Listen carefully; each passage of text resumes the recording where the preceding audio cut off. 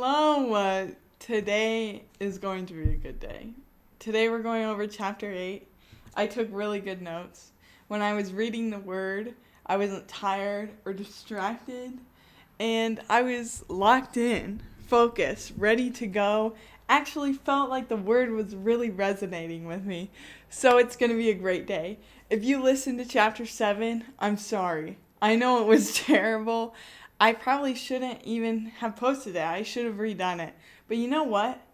I didn't feel like it, and I still don't feel like it, so I'm not going to. I'm not redoing it. But today's going to be a great day. Today's going to be a fabulous episode. It's going to be so good it blows the other episodes out of the park, and it makes up for them being terrible.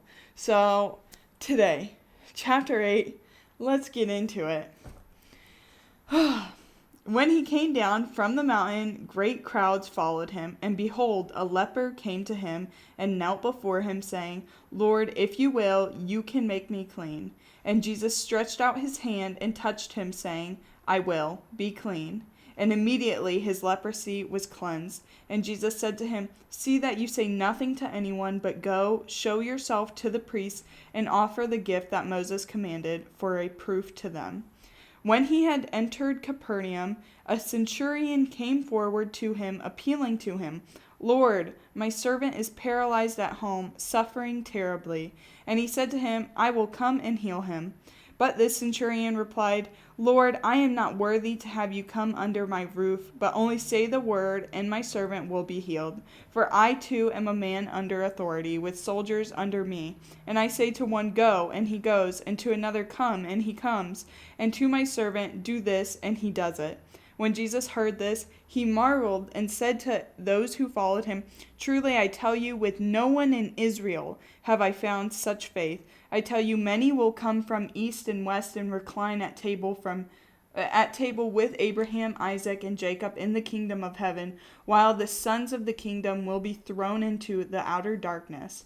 In that place there will be weeping and gnashing of teeth. And to the centurion Jesus said, Go, let it be done for you as you have believed. And the servant was healed at that very moment. And when Jesus entered Peter's house, he saw his mother-in-law lying sick with a fever. He touched her hand, and the fever left her, and she rose and began to serve him. That evening they brought to him many who were oppressed by demons, and he cast out the spirits with a word and healed all who were sick. This was to fulfill what was spoken by the prophet Isaiah. He took our illnesses and bore our diseases. Now when Jesus saw a crowd around him, he gave orders to go over to the other side. And a scribe came up and said to him, Teacher, I will follow you wherever you go. And Jesus said to him, Foxes have holes, and birds of the air have nests, but the Son of Man has nowhere to lay his head. Another of the disciples said to him, Lord, let me first go and bury my father. And Jesus said to him, Follow me and leave the dead to bury their own dead. And when he got into the boat, his disciples followed him. And behold, there arose a great storm on the sea, so that the boat was being swamped by the waves. But he was asleep. And they went and woke him, saying, Save us, Lord, we are perishing. And he said to them, Why are you afraid, O you of little faith? Then he rose and rebuked the winds and the sea, and there was a great calm. And the men marveled, saying, What sort of man is this, that even the winds and sea obey him?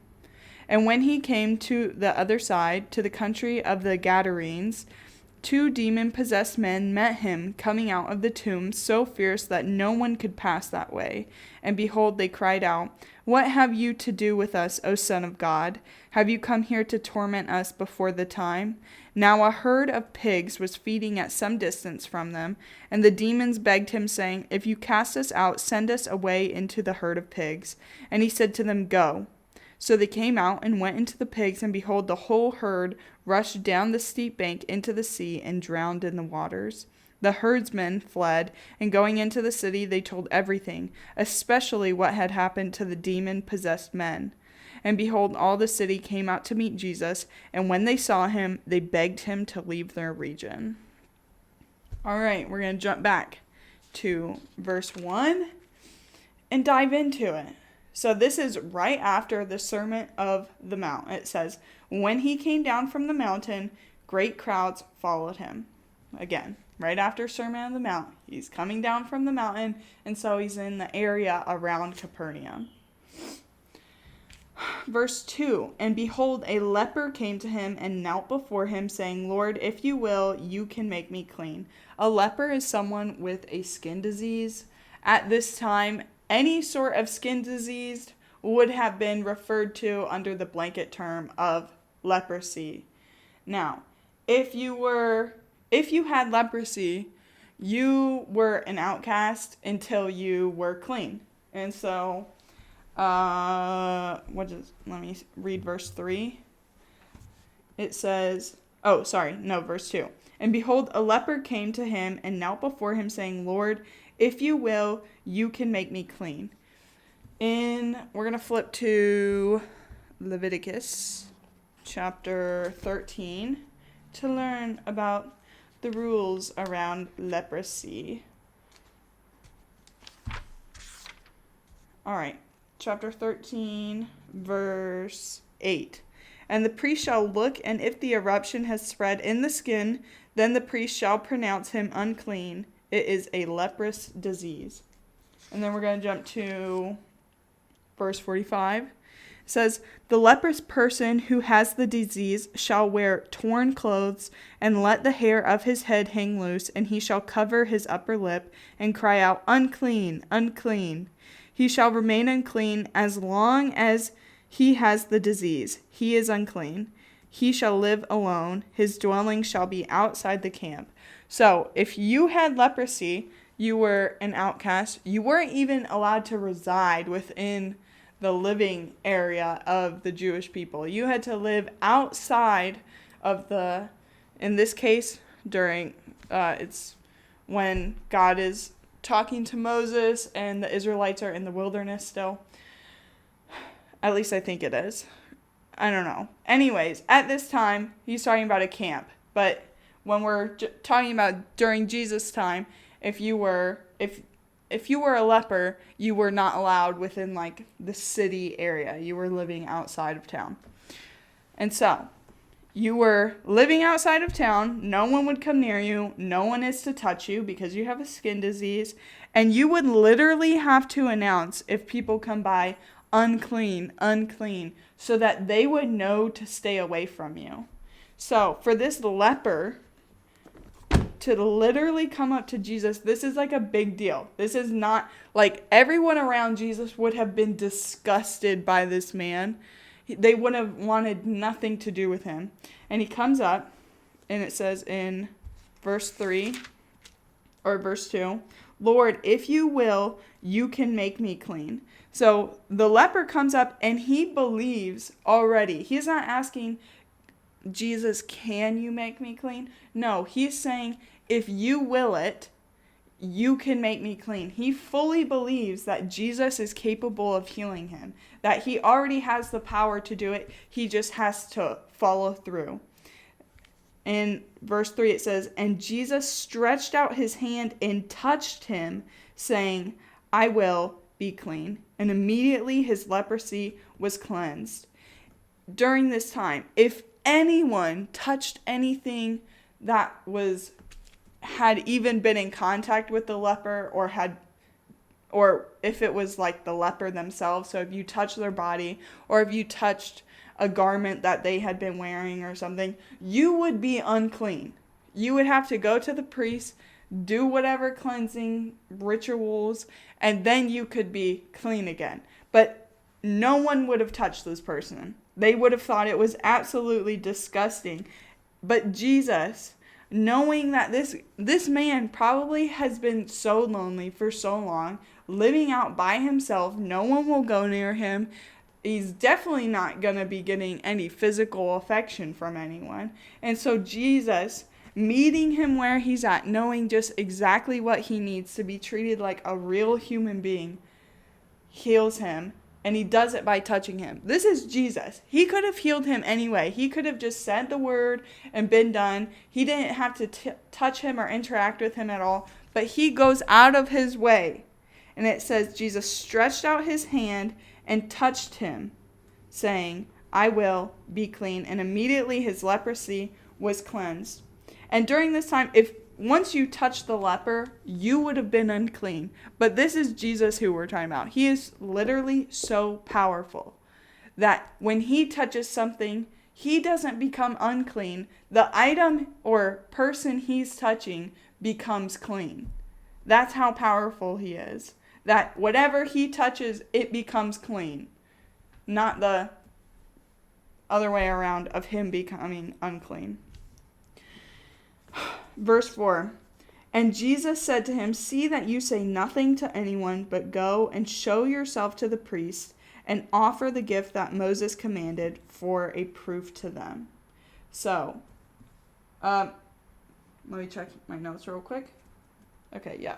So in chapter 14 of Leviticus, right after the little excerpts that I read to you. So chapter 13 talks about identifying leprosy and figuring out whether someone's a leper or not. Chapter 14 of Leviticus talks about how to cleanse them and make them clean again once they don't have leprosy.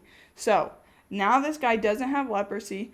Jesus tells him to go to the priest and offer the gift that Moses commanded for a proof to them.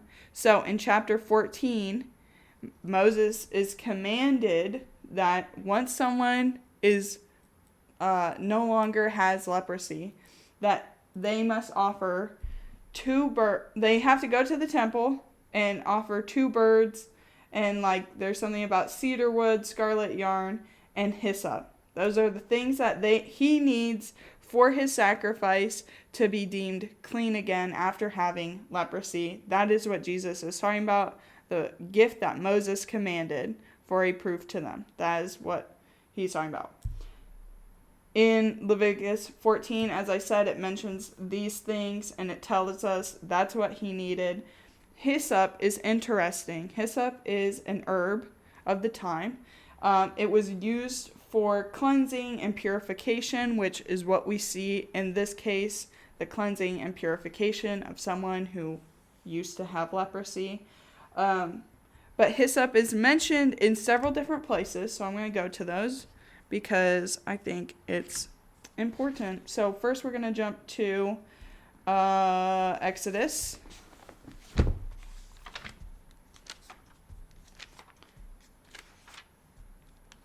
Chapter 12, verses 21 and 22. It says, Then Moses called all the elders of Israel and said to them, Go and select lambs for yourselves according to your clan and kill the Passover lamb. Take a bunch of hyssop and dip it in the blood that is in the basin and touch the lintel and the 2 doorposts with the blood that is in the basin. None of you shall go out of the door of his house until the morning. So hyssop is used as part of the Passover ritual. And then we see in Leviticus 14, it's used in the cleansing and purification of the person, and then as well as the cleansing and purification of the house of someone who would have had leprosy. And then we see it in Psalms. We're going to jump to Psalm 51.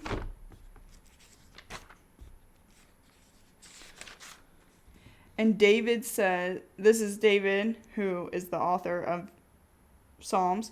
In chapter 51, verse 7, it says, Purge me with hyssop, and I shall be clean. Wash me, and I shall be whiter than snow. And then we see hyssop when Jesus is on the cross.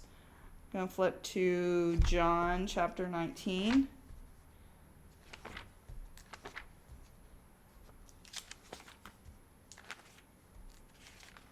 Verse 29 says, A jar full of sour wine stood there, so they put a sponge full of the sour wine on a hyssop branch and held it to his mouth. When Jesus had received the sour wine, he said, It is finished, and he bowed his head and gave up his spirit. So, yeah, I just think that's interesting, especially hyssop being used for cleansing and purification. They use a hyssop branch when giving the sponge of wine to Jesus while he's on the cross, which him dying on the cross, as a result of him dying and then his resurrection, cleanses and purifies us. So, pretty cool, if I do say so myself. Back to chapter 8. We're going to go to verse 5. When he had entered Capernaum, a centurion came forward to him, appealing to him, "Lord, my servant is lying paralyzed at home, suffering terribly." A centurion is an officer in the Roman army, and they're over 100 people. A century, if you will, which is why he's called a centurion. Fun fact. So you have this centurion who is an officer in the army over a bunch of people, and that's why when he talks about authority, he talks as someone who is familiar with authority, because he himself is an authority figure. So he says to him, he tells Jesus, "My servant is lying paralyzed at home, suffering." Verse 7. And he said to him, "I will come and heal him." But the centurion replied, "Lord, I am not worthy to have you come under my roof, but only say the word, and my servant will be healed. For I too am a man under authority, and with soldiers under me. And I say to one, 'Go,' and he goes, and to another, 'Come,' and he comes, and to my servant, 'Do this,' and he does it." And when Jesus heard this, he marveled and said to those who followed him, "Truly I tell you, with no one in Israel have I found such faith." So this centurion, well, first of all, for a Jew to go into the home of a Roman citizen would have made the Jew unclean, because they just obviously looked down on the Romans. Romans were Gentiles, of course. This centurion had probably grown up worshiping to the pantheon of gods at this time. He would have been familiar, we know by the way he's speaking that he is familiar with the Israelites and their laws, because he says, "I am not worthy to have you come under my roof," because he knows that for Jesus to come under his roof, it would make Jesus technically unclean by the Israelite standard. So, for him to go out of his way to find Jesus and to ask him for healing, I mean, this is a big deal. This is not a Jew, someone who's been familiar with the studying of the Torah and all the laws and all this stuff. This is an outsider looking in, and he sees Jesus, and we see he's someone with authority. He understands being someone of power, and he still defers to Jesus. He's saying, "For I too am a man under authority, with soldiers under me. I say to one, 'Go,' and he goes, to another, 'Come,' and he comes, 'Do this,' and he does it." He's saying, I know what it's like to have power, and I can tell someone to go do whatever, and they'll do it. But you, Jesus, have the ultimate power. You can just say, 'Be healed,' and my servant will be healed. You don't even have to go and actually be in the presence of my servant. That's how powerful you are. And so that's why Jesus is amazed. He's got these disciples and people following him. As we learn after the Sermon on the Mount, it says the crowds were astonished, but they were amazed. They were just astonished in the way that they were amazed, but not actually believing. They didn't have a real change of heart. So you have all these people that have been watching Jesus that don't believe in their heart yet. And then you have this centurion who fully believes. When he approaches Jesus, he says, "Lord, my servant is lying paralyzed at home." He acknowledges Jesus as Lord. And then he talks about the faith that he has in Jesus and his authority over the world, that he can heal someone without even actually being near them. And so that's why Jesus is so amazed. He says, "Truly I tell you, with no one in Israel have I found such faith. I tell you, many will come from east and west and recline at table with Abraham, Isaac, and Jacob in the kingdom of heaven, while the sons of the kingdom will be thrown into the outer darkness. In that place there will be weeping and gnashing of teeth." Jesus is saying there's going to be a lot of Gentiles in heaven. He says, many will come from east and west and recline at the table with Abraham, Isaac, and Jacob in the kingdom of heaven. From the people from east and west, he's talking about Gentiles. And then in verse 12, while the sons of the kingdom will be thrown into the outer darkness. The sons of the kingdom is referring to the Israelites, God's chosen people. He's talking to them saying that there's going to be a lot of Gentiles in heaven and a lot of Israelites that aren't. So, yeah, he's saying that your faith matters more than your heritage. It matters more than your bloodline. Because, that's the case with this centurion. He's not Israelite. He's not part of God's chosen people. He doesn't have the blood, whatever that would be important to the Jews at this time. But he has faith in God. Jesus is telling them how valuable his faith is. And that because of his faith, he's going to be in heaven. Verse 13. And to the centurion, Jesus said, go, let it be done for you as you have believed. And the servant was healed at that very moment. Again, we see with the leper already believes that Jesus is capable of healing him and just ask for him to do it.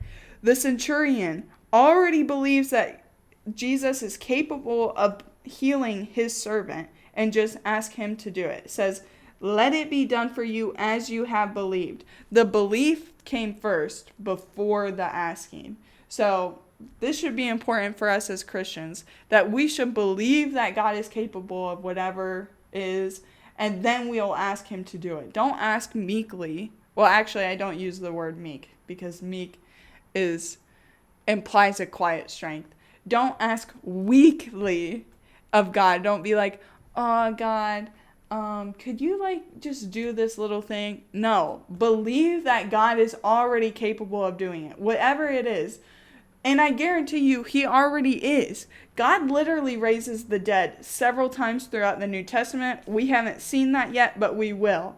But God literally can raise the dead, okay? And he does it to more than just Jesus. He does it for Jairus' daughter. There's 2 others that he resurrects from the dead, leading up to Jesus' own resurrection. And then we see after Jesus' resurrection, I think it's in Matthew 28, you can read, it says that saints were resurrected and going throughout the town after Jesus was resurrected. And then we have another instance of, I think Paul was preaching and some boy fell asleep and fell out of a window and died. And Paul, through prayer, resurrects him. So you need to fully believe whatever it is you're asking for, that God can do it. He guaranteed can, but you need to actually believe he will and that he can. And then you ask for it in prayer. But you should pray and ask as though it is already done, which we've talked about during the Sermon on the Mount. Jesus says, God already knows what you need. You just need to ask for it. So have the belief first that God will answer you, and then pray asking him. All right.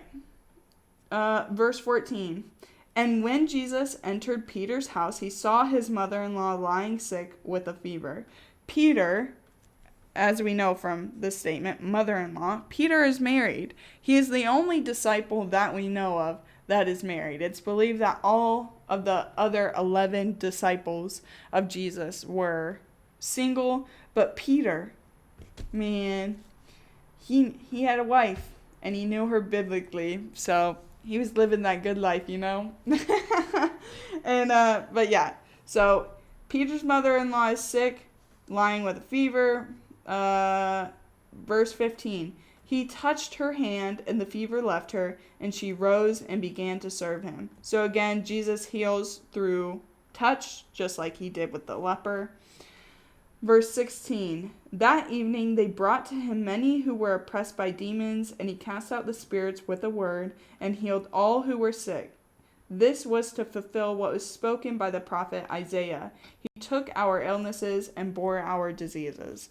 Now, actually, Matthew, when he says this, talking about the prophet Isaiah, he's kind of summarizing. He's not doing a direct quote, so to speak. And according to my study Bible and the research that I did, Matthew is referring to Isaiah chapter 53. So I'm going to flip to it and read for you. Oh, wait. Guys, I missed something. So I apologize. We're going to jump back for a second. Okay, we're going to jump to verse 12, back to the centurion. It says, while the sons of the kingdom will be thrown into the outer darkness, in that place there will be weeping and gnashing of teeth. Gnashing of teeth. You're going to hear this term a lot in the New Testament from Jesus. He talks about it in several places throughout the book of Matthew. So we're going to flip to a few. Matthew chapter 13, verses 41 and 42. It says, oh shoot, hold on. The men of, wait. Oh shoot, I'm in the wrong chapter. Hold on. Okay. Bear with me. Okay. Verse 41. The Son of Man will send out his angels, and they will gather out of his kingdom all causes of sin and all lawbreakers, and throw them into the fiery furnace. In that place there will be weeping and gnashing of teeth. And then we're going to jump down to verse 49. And it says, so it will be at the end of the age. Oh my gosh, I can't speak. The angels will come out and separate the evil from the righteous and throw them into the fiery furnace. In that place there will be weeping and gnashing of teeth. Some other places that the weeping and gnashing of teeth is mentioned is Matthew chapter 22, verse 13, chapter 24, verse 51, and chapter 25, verse 30. There's other places throughout the New Testament, but you can go and look that up for yourself if you would like to. But the weeping and gnashing of teeth is referring to the deep sorrow and suffering for the people that will be stuck in hell, basically. And so anytime you hear it, it's talking about hell. And yeah. So just wanted to put that out there. Okay, now we're going to jump back to Isaiah. So verse 17 is what we're referencing. We're going to jump to Isaiah chapter 53.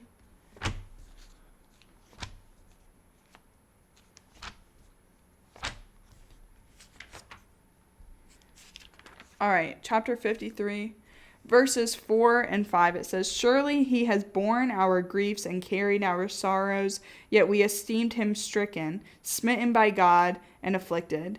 But he was pierced for our transgressions, and he was crushed for our iniquities. Upon him was the chastisement that brought us peace, and with his wounds we are healed.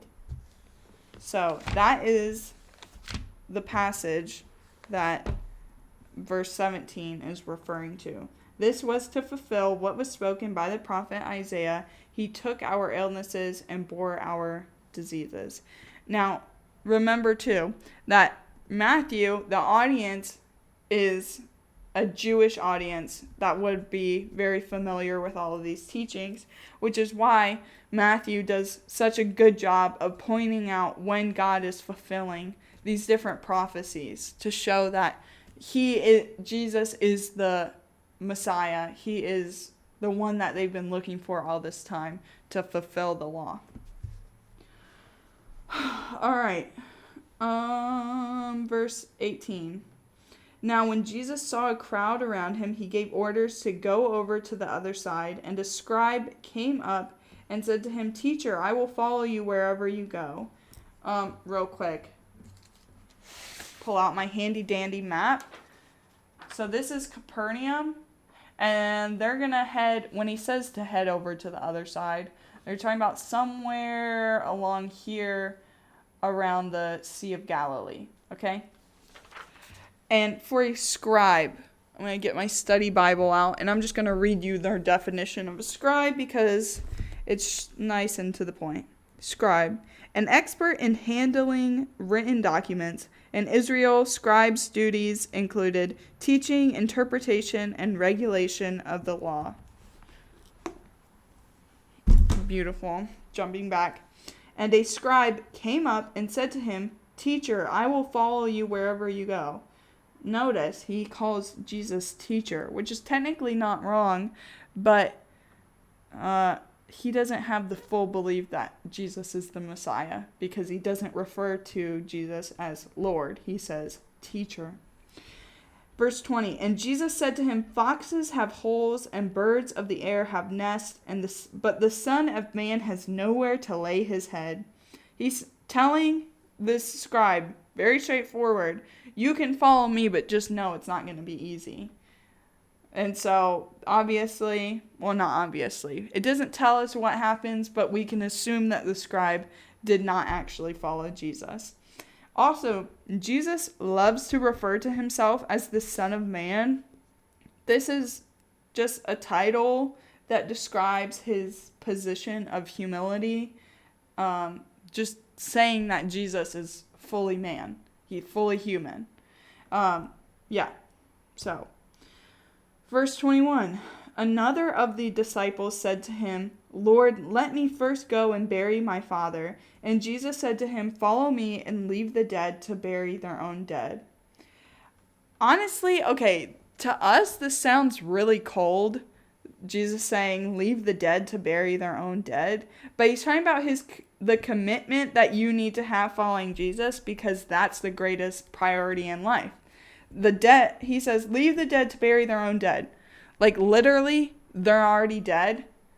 They're not doing anything. They're not going anywhere. And their eternal landing place is already picked out. And so since this guy is still alive, the most important thing in his life is following Jesus and his salvation, his eternal salvation in following Jesus. And so Jesus is telling him that this is the priority. This is more important than going and doing literally anything else. So, yeah. Did I miss anything? Let me look at my notes, folks. Sorry. Okay, yeah. Now, verse 23. And when he got into the boat, his disciples followed him. So now Jesus is finally at the boat. They're starting to cross the sea. Verse 24. And behold, there arose a great storm on the sea, so that the boat was being swamped by the waves. But he was asleep. And they went and woke him, saying, "Save us, Lord, we are perishing." And he said to them, "Why are you afraid, O you of little faith?" Then he rose and rebuked the winds and the sea, and there was a great calm. And the men marveled, saying, "What sort of man is this, that even the winds and sea obey him?" So even after seeing all of Jesus' miracles, him sending out demons, healing the sick, healing lepers, his Sermon on the Mount, even the disciples are still amazed by him. And so now they're on the ocean. There's a great storm, and the disciples are freaking out. And they say to him, "Save us, Lord, we are perishing." And Jesus responds to them, "Why are you afraid, O you of little faith? Why are you stressed out? You've seen me do all of these things, and yet you still don't think that I am in control." And so then it says, "Then he rose and rebuked the wind and sea, and there was a great calm. And the men marveled, saying, 'What sort of man is this, that even the winds and sea obey him?'" They've been around him. They see him do all of this stuff, and still they're amazed. And they do refer to him as Lord. It says, "Save us, Lord," in verse 25. But Jesus says, "Oh, you of little faith."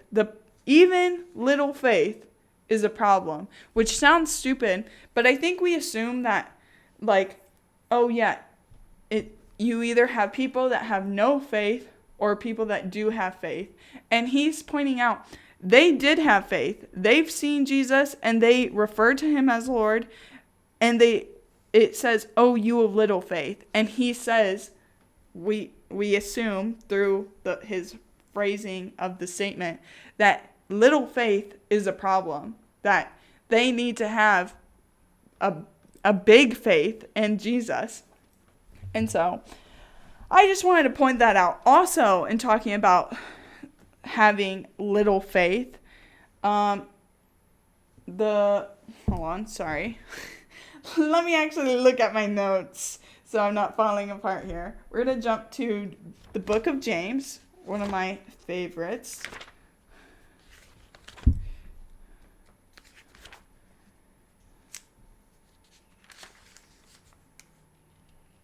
Okay, James chapter 2, verse 19. It says, "You believe that God is one. You do well. Even the demons believe and shudder." Even the demons believe in God. So when people are like, "Oh, yeah, well, I believe in God." Yeah, you might have a little faith, and that's not good enough. Like, you saying you believe God exists, congrats. Even the demons believe God exists. We'll see in the next few verses, the demons literally acknowledge Jesus as the Son of God. So you saying you might believe that Jesus is the Son of God. You can say that. And guess what? You're no different than the demons, because they would agree with you. So you acknowledging that, there's only one true God and Jesus is the Son of God, congrats. You have a little faith. And what good is that doing you? Jesus, we'll talk about throughout the Gospels, he calls us to have a lot of faith. He calls us to have a big faith, not a little faith. He calls out the little faith. "Oh, you of little faith." That's not a term of endearment. So, just want to say, like, we have the disciples who are literally following Jesus, and they still don't get it. Jesus is doing these things, calms the sea, and they're amazed by that. It's like, you still don't get it yet. As Justin Bieber would say, it's not clocking to you. Oh my gosh. All right, moving on, verse 28, nearing the end of this chapter. "And when he came to the other side, to the country of the Gadarenes, 2 demon-possessed men met him, coming out of the tomb so fierce that no one could pass that way." Okay, the country of the Gadarenes. Gadara was a city in the Decapolis. This is Gadara. This is where it's at. So when he's saying they came to the other side, to the country of the Gadarenes, our assumption, our safe bet would be, since Gadara is in the territory or country, I guess, of the Decapolis, that he means they're somewhere in that same country. So we could safely assume that they came from Capernaum, sailed across the sea, and landed somewhere in this area.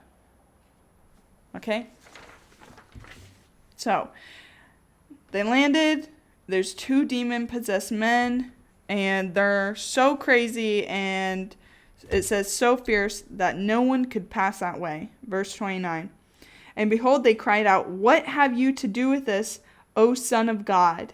Have you come here to torment us before the time?'"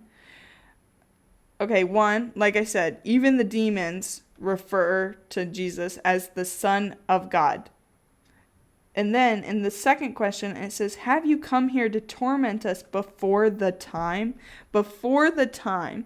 So he's talking about a very specific moment, which we can assume, and according to my research, it's talking about judgment, and that the demons know that there's going to be a specific time of judgment. So he's asking, have you come to torment us before the time, before judgment? And Verse 30, "Now a herd of many pigs was feeding at some distance from them, and the demons begged him, saying, 'If you cast us out, send us away into the herd of pigs.' And he said to them, 'Go.' So they came out and went into the pigs, and behold, the whole herd rushed down the steep bank into the sea and drowned in the waters. Now, you can read about this account throughout the different Gospels. In Matthew, it's interesting. There's a few differences between Matthew's account and then the account in Luke and Mark. In Matthew's account, it says that there's 2 men with demons. It also refers to this area as the country of the Gadarenes. In Luke and Mark's account, it refers to it as the country of something else, but still talking about kind of the same area. So it's not these different accounts with with the differences of details. It doesn't mean that the accounts aren't accurate. If anything, it confirms that the accounts are true because their details, while different, all sort of align. Also in Mark and Luke's account, it says that there's only 1 man with demons, but it refers to, if you go to, what is it? Let me look at my notes. Mark chapter 5, the demon, it calls itself Legion, and it says, for we are many. So that there's basically a bunch of evil spirits in this guy. And so, I wouldn't say that because this account says there's 2 men with demons and the other accounts say that there's 1 man with demons. I wouldn't say that those necessarily contradict each other, and this is my thought process. You can do your own research and come to your own conclusion, but I'm going to explain to you how I think of it. So if you have an investigation and you're interviewing whatever bystanders, and you say that there was 1 man with demons, there's 1 demon-possessed man, and then some other guy says that there's 2 demon-possessed men. Technically, both could be right. Even though one says there's 1, that doesn't mean, and the other person says that there's 2. There could have been a second demon-possessed man that the first guy, he didn't recognize. He only took note of the 1. And then obviously the second guy took note of both. And so the first one, just because he says there's only 1, doesn't mean there couldn't have been a second one. It just means that he only took notice of 1. Does that make sense? Also, in Mark 5, it says that the herd of pigs was about 2,000 pigs. So just envision this guy, Jesus casts out all these demons from this guy, and they go into the herd of 2,000 pigs. And every single one of the pigs rushed down the steep bank into the sea and drowned in its waters. So just imagine 2,000 pigs literally out of nowhere just have this little stampede, go down the hill and into the water and drown themselves. Like, this is an insane sight. Verse 33, it says, the herdsmen fled, so the people that were taking care of the flock of pigs. It says the herdsmen fled, and going into the city, they told everything, especially what had happened to the demon-possessed men. And behold, all the city came out to meet Jesus, and when they saw him, they begged him to leave their region. This is so interesting because Jesus, in Mark 5, it talks about when the people come out to see Jesus after the pigs have drowned themselves. The guy that was demon-possessed it says, I think he was like acting in his right mind or something to that extent, that he was basically being a normal person, and this combined with the pigs drowning themselves deeply disturbed the people. The town the nearby town all knew. They were like, oh yeah, the crazy crackheads up the hill are going at it again, freaking out. And so everyone was well aware of the demon-possessed man or men that were in this area. And so now they're seeing these guys, or guy, whatever the truth is, without the demons. They're no longer possessed. They're acting normal. They're not being aggressive. They're just being a normal dude.